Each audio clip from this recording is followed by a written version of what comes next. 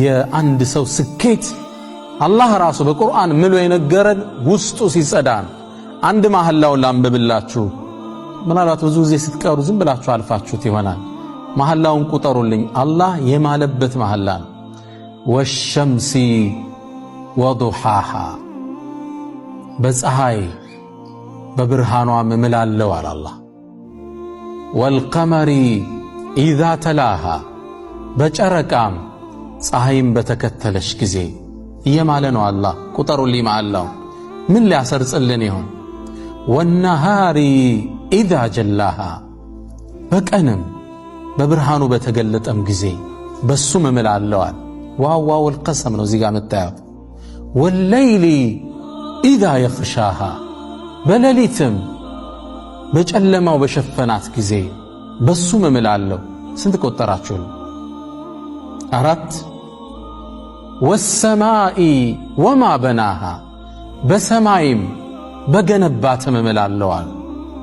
ወልአርዲ ወማ ጠሓሃ፣ በመሬትም ባነጠፋትም እምላለሁ አለ። ስንት ቆጠራችሁ? ይሄ ሁሉ መሐላ ለምንድን? ቀጠለ አላሁንም እየማለ ነው። ጀዋቡል ቀሰሙ እናየዋለን። ወነፍሲን ወማ ሰዋሃ፣ በነፍስም ባስተካከላት እምላለሁ አለ።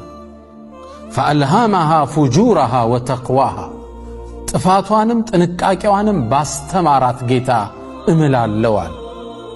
ይህ ሁሉ መሐላ ነው። ከዛ ጀዋቡል ቀሰም አመጣ። የመሐላውን ውጤት አላህ አመጣው። ቀድ አፍላሃ መን ዘካሃ ወቀድ ኻበ መን ደሳሃ። ቀድ አፍላሃ፣ ስኬታማ ሆናል አላህ። መን ዘካሃ፣ ያጸዳት ሰው።